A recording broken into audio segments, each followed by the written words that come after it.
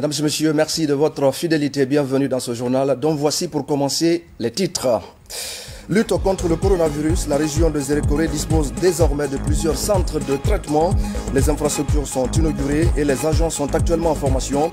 Une initiative des autorités pour faciliter la prise en charge des malades. Nous irons également à la découverte d'un agriculteur qui se bat pour l'autosuffisance alimentaire. Dr Namouri Keita vient de réaliser 250 hectares de riz à Kouroussa. Son engagement, son envie et ses résultats à suivre dans ce journal. Et enfin, saisie d'une importante quantité de stickers de visa au port autonome de Conakry, l'opération a été menée par les services spéciaux de la douane nationale. Les enquêtes sont ouvertes pour faire toute la lumière sur cette affaire. Voilà pour le sommaire. Un ministère chargé des questions d'autonomisation des femmes existe désormais en Guinée. C'est la preuve que le chef de l'État, professeur Alpha Condé, accorde une attention toute particulière à cette couche. Mais comment l'avènement de ce département est-il accueilli par les femmes? Quelles sont leurs attentes? Pour quelle incidence sur les activités? Notre reporter Tcherno Ousmane Diallo a rencontré certaines femmes des MUFA. Regardez son reportage. Avec la nouvelle équipe gouvernementale, la Guinée a amorcé un tournant dans la promotion des questions d'autonomisation féminine avec tout un ministère dédié. Dans le milieu des mutuelles financières des femmes africaines, la création de ce département ministériel est perçue comme une volonté du chef de l'État d'accélérer le processus en cours pour aider les Guinéennes à prendre leur destin en main. Le professeur Alpha Condé, quand il promet, il réalise. Il a promis l'autonomisation des femmes et il est là-dessus. La création de ce ministère va mettre un plus sur le travail des femmes, sur l'accompagnement des femmes. Le matin, quand vous vous réveillez, vous sortez, quelles sont les premières personnes que vous rencontrez? C'est les femmes. Bébé au dos, un colis par-ci, un autre par-là, directement dans les marchés, directement dans les bureaux. Partout, les femmes sont les premières à se lever et les dernières. La femme guinéenne n'a pas d'égal dans les activités. Elle est très battante, ça, il faut lui lever le chapeau. Donc, mais elles ont besoin d'appui. Elles ont besoin d'appui, elles ont besoin de formation. Dans la société guinéenne, les femmes représentent plus de 50% de la population. Avec le nouveau ministère en charge des questions d'autonomisation, de nouvelles approches devraient être développées pour davantage aider les femmes à se prendre en charge. L'attente est importante, mais l'espoir demeure. L'aventure des MUFA rappelle qu'il est bien possible de réussir la bataille pour l'autonomisation féminine. Les MUFA, ça a été une première. Ça a été une initiative du président de la République. Par exemple, quand je prends la MUFA de Ratoma, que je connais très bien, aujourd'hui, après les 3 années de travail que nous avons eu à faire sous la Coupe d'Afriland en tant que conseiller, nous, on est devenus autonomes. Au jour où je vous parle, nous ne devons rien à Afriland.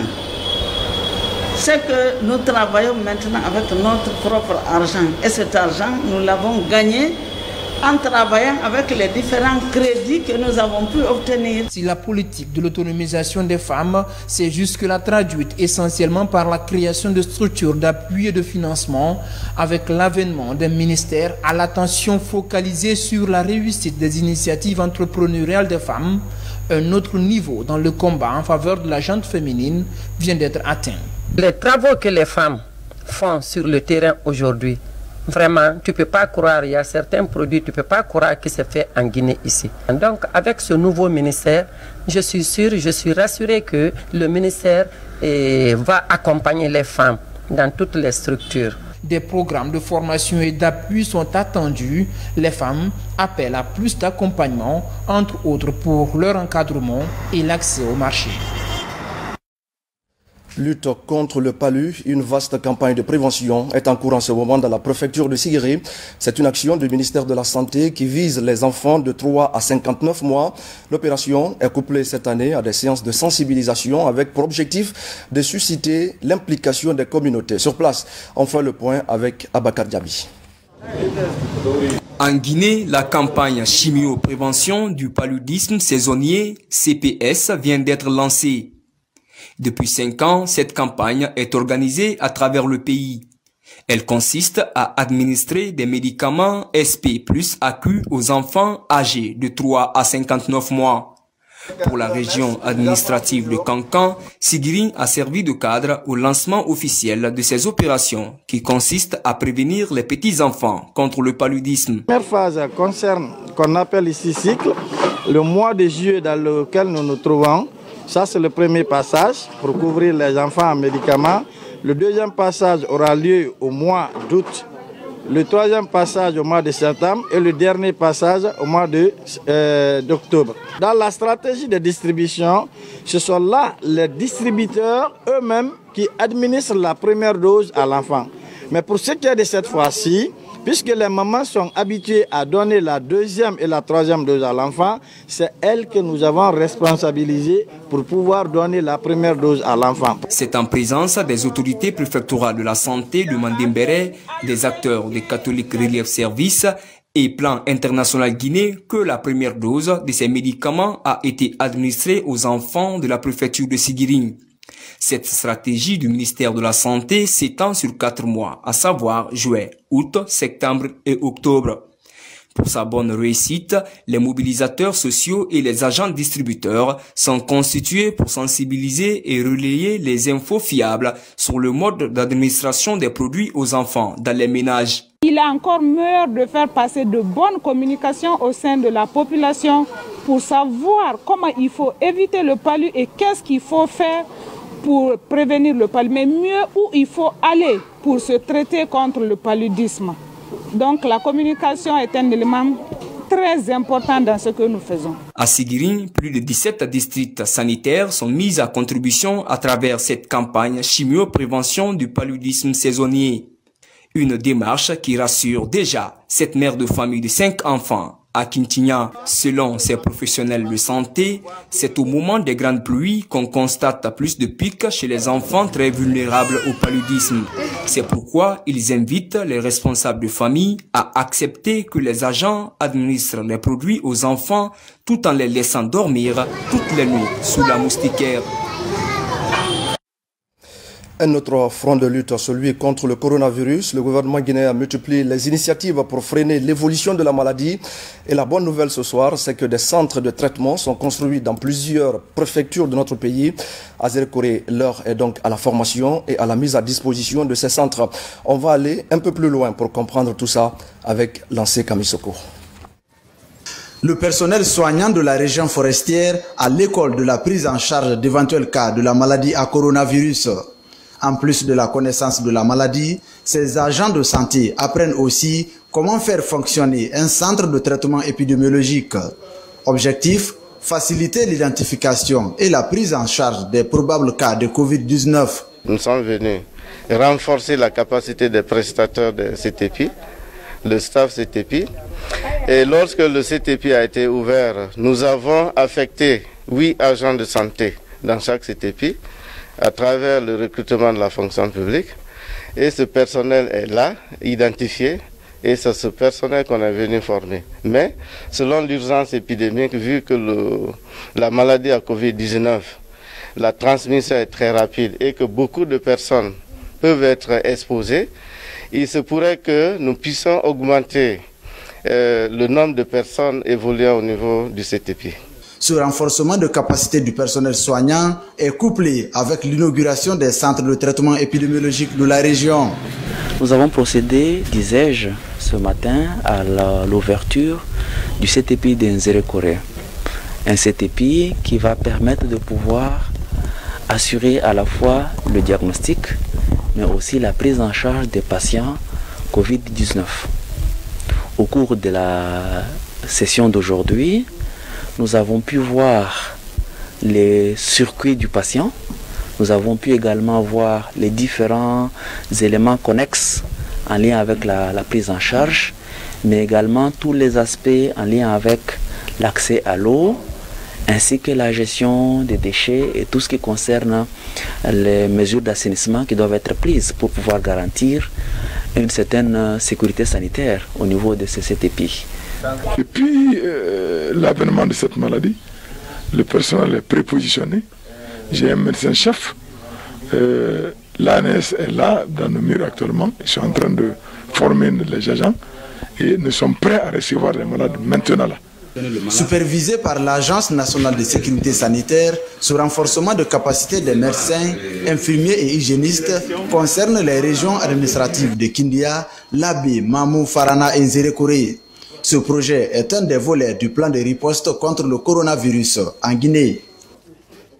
Une question, une problématique à présent. Comment relancer et rentabiliser la filière ananas? Un projet tente de trouver une réponse à la question. Il est mis en place depuis 2019 et son objectif est de permettre à la Guinée d'être compétitive sur le marché africain. Les partis qui prennent part à ce projet se sont retrouvés pour discuter du plan d'action. Abdul Karim Kamara. La Guinée pose progressivement les jalons d'un modèle de développement inclusif durable. Dans cet ambitieux programme, la relance de la filière ananas fait du chemin. Après des analyses spécifiques, les principaux défis qui constituent les goulots d'étranglement à la relance sont détectés. Cette année, pour cause de pandémie de coronavirus, les acteurs du projet se retrouvent par visioconférence. L'idée est d'articuler un plan d'action à court, moyen et long terme. Dans le contexte du Covid-19, puisque les activités sont aussi paralysées et affectées relativement, le projet a essayé de mettre en place quelques actions auprès des acteurs de la filière, notamment les producteurs, pour les permettre de continuer la production. Parmi ces éléments, c'est la mise à disposition des kits de protection. Et parmi ces mesures également, c'est le renforcement des infrastructures et de connectivité pour les permettre de suivre des formations à distance. La réussite de cette relance repose sur des ambitions. D'abord, booster la production annuelle de 18 000 à 30 000 tonnes, mais aussi améliorer le rendement de 40 à plus de 50 tonnes par hectare. L'autre ambition est la ligne de front sur laquelle le ministère de l'Industrie se bat pour obtenir la labellisation de la Baronne de Guinée. Grâce à la volonté politique du chef d'État et à son engagement personnel, nous avons réussi récemment à conclure un accord de partenariat avec une société émiratie pour la relance des activités de Lek Salgidia, ce qui va accroître la production d'ananas dans notre pays, car si dans les années 70, nous exportions à peu près 25 000 tonnes par an, dans les 5 prochaines années, nous allons en exporter 70 000 tonnes. L'atteinte de tous ces objectifs sera le socle d'une amélioration du système de qualité sur la chaîne de valeur de l'ananas. Le projet Refila est financé par l'Union européenne à hauteur de 5 millions d'euros et sera mis en œuvre par l'Organisation des Nations Unies pour le développement industriel, ONUDI. Et puis, 15 milliards de francs guinéens, c'est le montant que le gouvernement guinéen compte allouer à l'achat des stocks invendus de la noix de cajou, une culture à haute valeur ajoutée fortement affectée par les effets du coronavirus. C'est un appui du plan de riposte du gouvernement qui vise à réorganiser le secteur et à faciliter la commercialisation de ce produit. Fodé Camara. Après l'âge d'or de l'année 2017, où le prix du kilo touchait la barre des 17 000 francs guinéens, aujourd'hui, le kilo de la noix de cajou se négocie difficilement à 5 000 ou 6 000 francs guinéens. Les acheteurs se font rares. Le prix de cette culture d'exportation chute d'année en année. Une baisse de la valeur marchande aggravée par les effets du coronavirus. Dans la phase 2 du plan de riposte du gouvernement, des mesures sont envisagées pour soulager les producteurs d'anacarde. En plus de la mise à disposition déjà de la subvention de 15 milliards sur instruction de son Excellence Monsieur le Premier ministre, qui doit servir à l'achat de 5 000 tonnes de noix de cajou encore disponibles au niveau des planteurs. D'autres dispositions urgentes seront prises pour l'appui à cette filière. Elle porte essentiellement sur la prise en charge des frais FOB d'environ 2 milliards de francs guinéens par tonne, pour les 50 000 tonnes disponibles au niveau des exportateurs en vue d'atténuer les effets de la baisse des cours mondiaux de noix de cajou. L'allègement des frais bancaires sur les fonds mis à disposition des exportateurs en vue de leur permettre de rehausser le prix bord plantation à 6 000 francs guinéens. De façon concertée, ces mesures d'urgence reflètent les cris du cœur des producteurs, des soucis liés surtout à la fluctuation des prix et aux pertes post-récolte des produits agricoles périssables.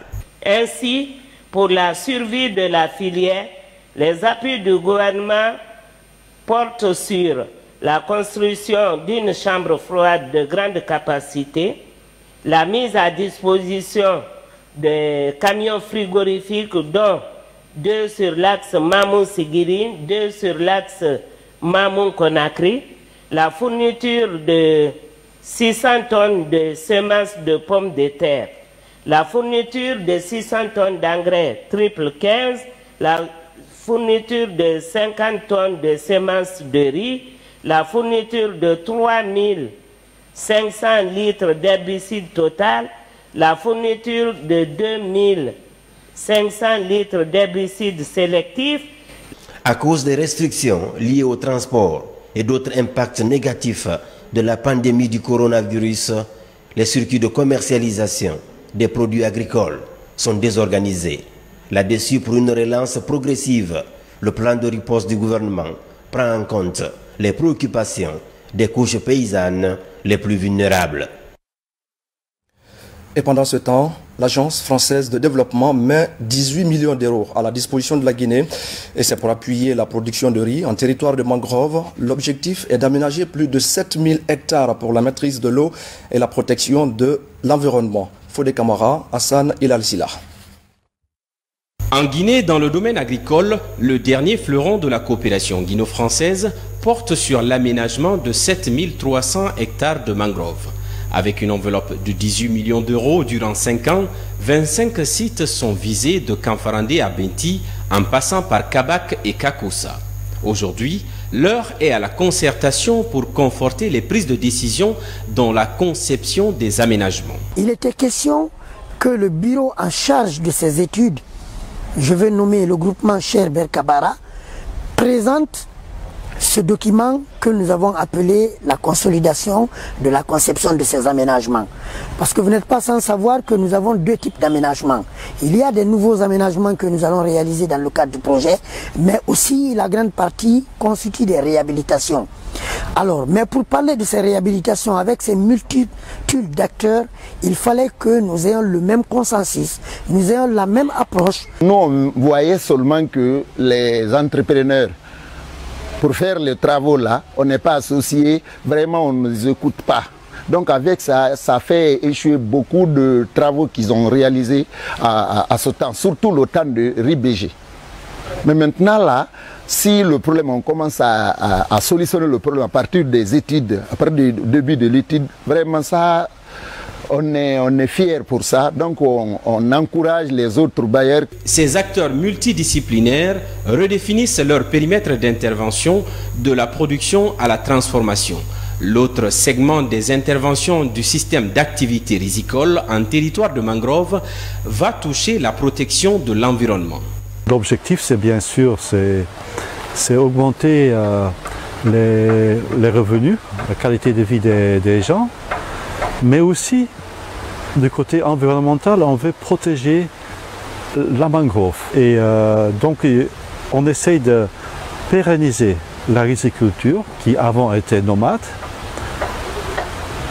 Une fois que c'est pérennisé, avec la pérennisation, on protège la mangrove.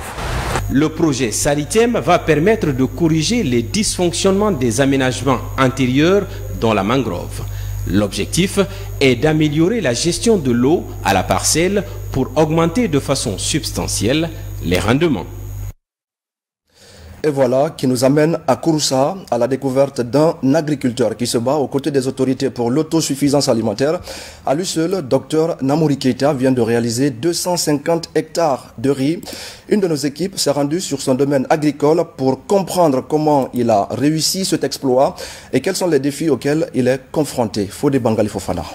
En ce début de la saison des pluies, les agriculteurs retournent à la terre. La campagne bat son plein. Nous sommes dans la grande plaine de Bokolo, dans la sous-préfecture de Sangiana, préfecture de Kouroussa.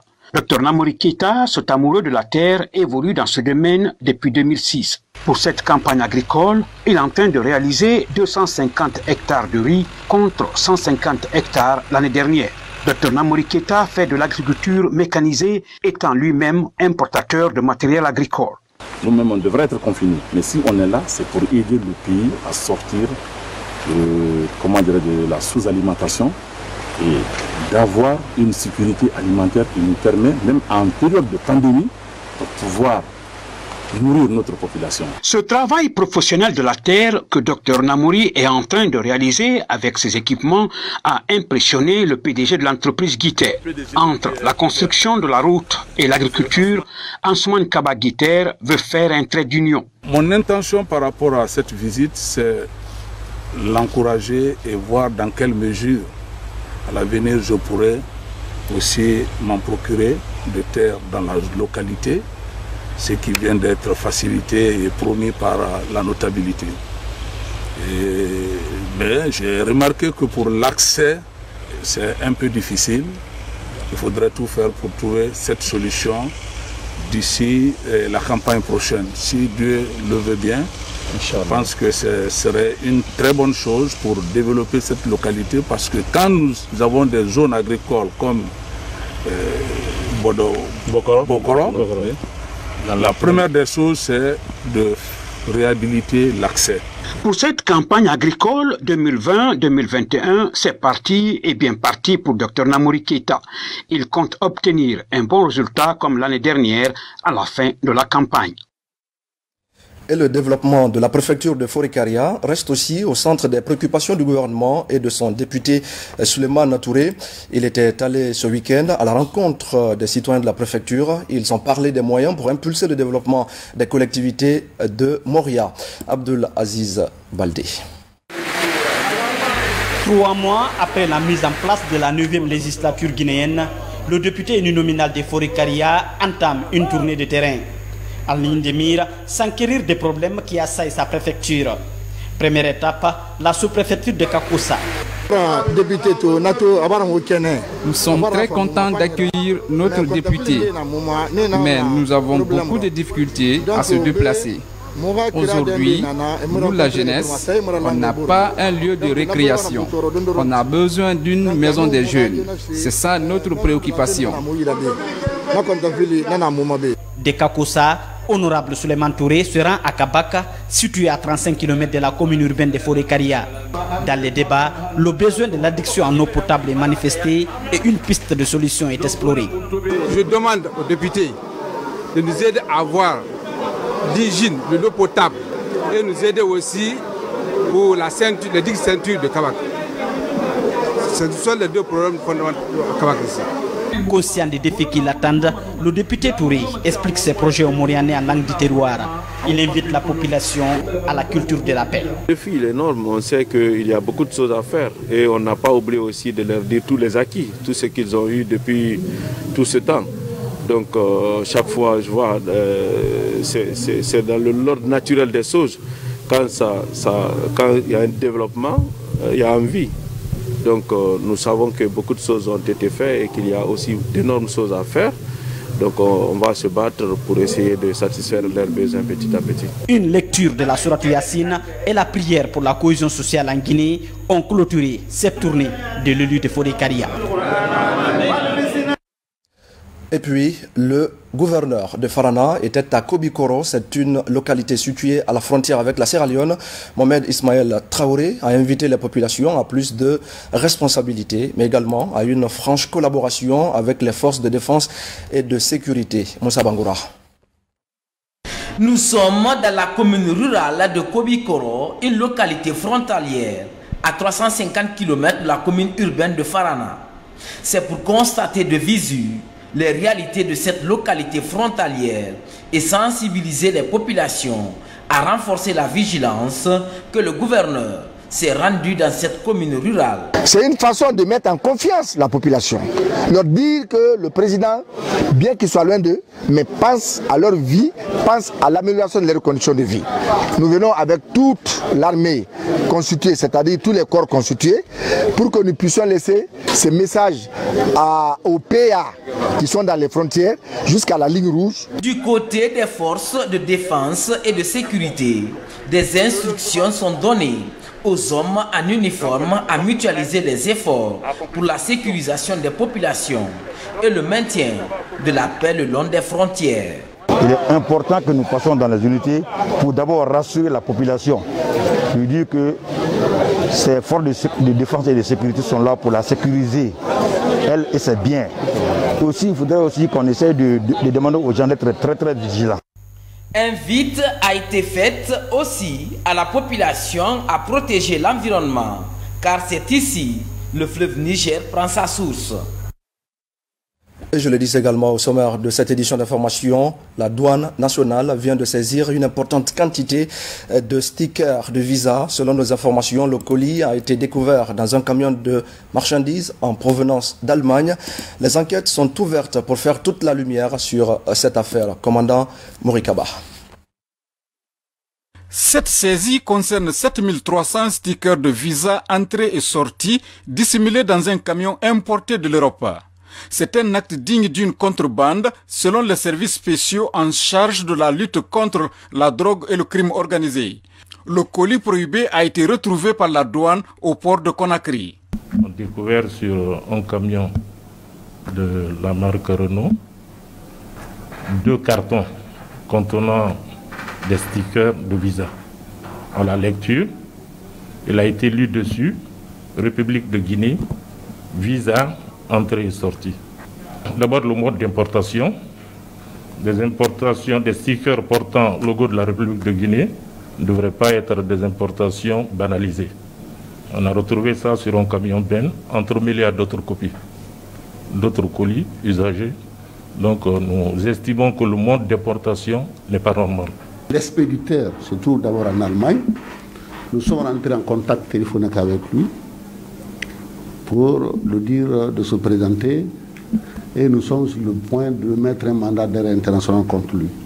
Parce qu'il y a un concours d'infraction dans cette affaire-là. C'est une marchandise qui a été dissimulée entre plusieurs autres. Alors qu'en réalité, les demandes sont faites de façon officielle par l'État guinéen et ces visas sont la propriété du ministère de la Sécurité. Le camion à bord duquel se trouvaient ces stickers est importé par un Guinéen résident en Allemagne. Il est destiné à un marchand qui, interpellé, a nié toute responsabilité dans l'affaire. Je n'ai jamais vu mes marchandises qui étaient dans le camionnette et ni voir ces étiquettes. Non, je ne peux pas le confirmer parce que le camionnette est venu toiture ouvert, vite. Quelques marchandises qui étaient dedans, c'était mes congélateurs et mes pneus. Et là, on me dit que ça a été retrouvé dans mon camionnette. Là, je ne peux pas croire ça. Le contrôle en douane se fait absolument en présence soit du destinataire ou de son représentant, comme ça a été le cas. Et aussitôt, une reconnaissance du service a été dressée, sur laquelle reconnaissance tous les participants ont signé. Donc on a ce document déjà joint. Mahmoud était représenté par son transitaire, du nom de Youssouf Bangora.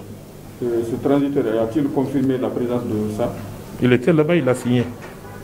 Il a signé la reconnaissance du service établi par le vérificateur. Donc pour attester de l'effectivité de tout ce qui a été dit.